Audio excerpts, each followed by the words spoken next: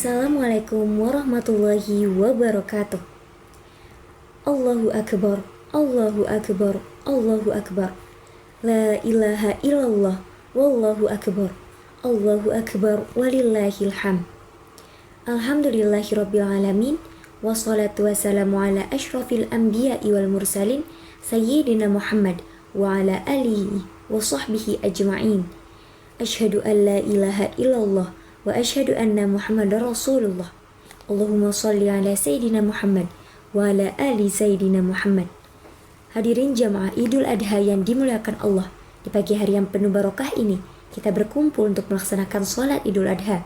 Tiada yang patut disembah kecuali Allah. Karena itu saya mengajak kepada diri saya sendiri dan juga kepada hadirin sekalian, marilah kita tundukkan kepala dan jiwa kita di hadapan Allah yang maha besar.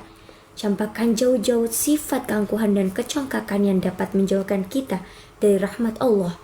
Sebab apapun kebesaran kita sandang, kita kecil di hadapan Allah. Hadirin sekalian, Idul Adha yang dimuliakan ini dikenal dengan sebutan Idul Kurban karena merupakan hari raya yang menekankan pada arti berkorban. Kurban itu sendiri artinya dekat, sehingga kurban ialah menyembelih hewan ternak untuk mendekatkan diri kepada Allah Subhanahu wa taala. Masalah pengorbanan dalam lembaran sejarah kita diingatkan pada beberapa peristiwa yang menimpa Nabiullah Ibrahim alaihissalam beserta keluarganya.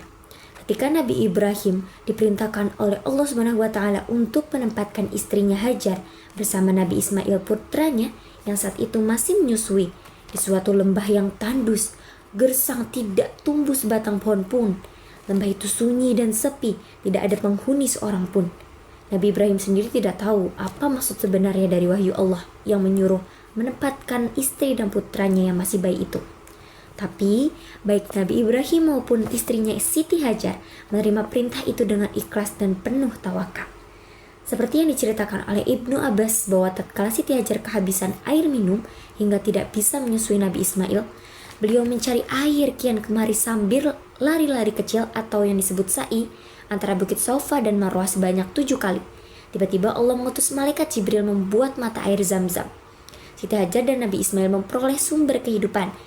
Lembah yang dulunya gersang itu mempunyai persediaan air yang melimpah-limpah. Datang rezeki dari berbagai penjuru dan makmurlah tempat sekitarnya. Akhirnya lembah itu hingga saat ini dikenal dengan kota Mekah.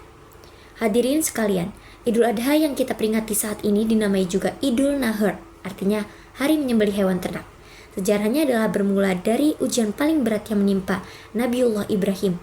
Allah menguji iman dan takwa Nabi Ibrahim melalui mimpinya agar ia mengorbankan putranya yang kala itu masih berusia 7 tahun.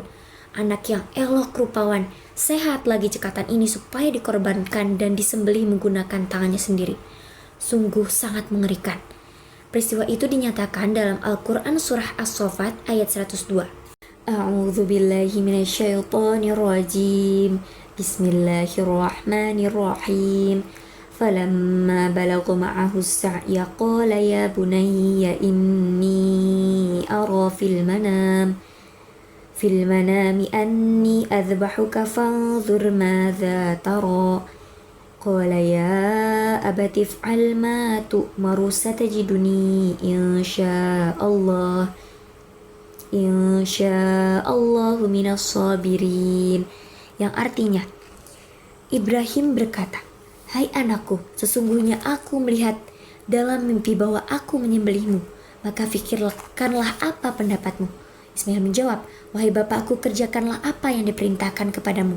Insya Allah engkau akan mendapatiku termasuk orang yang sabar." Quran Surah As-Saffat ayat 102.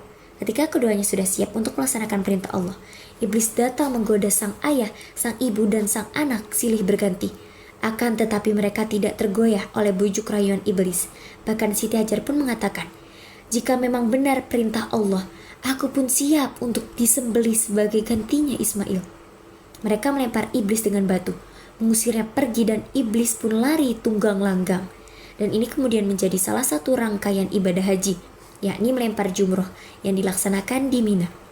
Hadirin jamaah Idul Adha yang dimuliakan Allah, setelah sampai di suatu tempat, Ismail, putra tercinta, dilentangkan di atas sebuah batu dan pisau pun diletakkan di atas lehernya. Ibrahim pun menyembelih dengan menekan pisau itu kuat-kuat. namun tidak mempan, bahkan tergores pun tidak. Sementara itu Ismail pun berkata, "Ayah, bukalah ikatan kaki dan tanganku, agar Allah tidak melihatku dalam keadaan terpaksa. Dan letakkan pisau itu di leherku, supaya malaikat menyaksikan putra Khalilullah Ibrahim taat dan patuh kepada perintahnya." Ibrahim mengabulkannya, lantas membuka ikatan dan menekan pisau itu ke lehernya kuat-kuat. Namun lehernya tidak apa-apa, bahkan bila ditekan, pisau itu berbalik, yang tajam berada di bagian atas. Ibrahim mencoba memotongkan pisau itu kepada sebuah batu. Ternyata batu yang keras itu terbelah.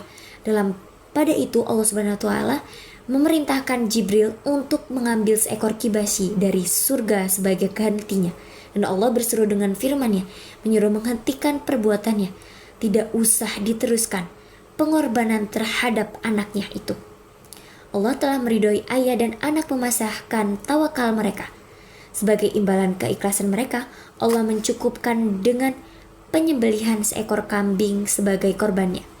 Sebagaimana diterangkan dalam Al-Quran surat As-Saffat ayat 107 sampai 110. Bismillahirrahmanirrahim. وَفَدَيْنَاهُ بِذِبْحٍ عَظِيمٍ وَتَرَكْنَا عَلَيْهِ فِي الْآخِرِينَ سَلَامٌ عَلَى إِبْرَاهِيمَ كَذَلِكَ نَجْزِي الْمُحْسِنِينَ, yang artinya, dan kami tebus anak itu dengan seekor sembelihan yang besar. Kami abadikan untuk Ibrahim itu pujian yang baik di kalangan orang-orang yang datang kemudian, yaitu kesejahteraan dilimpahkan atas Ibrahim. Demikianlah kami memberi balasan kepada orang-orang yang berbuat baik. Menyaksikan tragedi penyembelihan yang tidak ada bandingannya dalam sejarah umat manusia itu, malaikat Jibril menyaksikan ketaatan keduanya setelah kembali dari surga dengan membawa seekor kibasi. Kagumlah ia seraya terlontar darinya suatu ungkapan, Allahu Akbar, Allahu Akbar, Allahu Akbar. Nabi Ibrahim menyambutnya, La ilaha illallah, Allahu Akbar, yang kemudian disambung oleh Nabi Ismail, Allahu Akbar, walillahil hamd.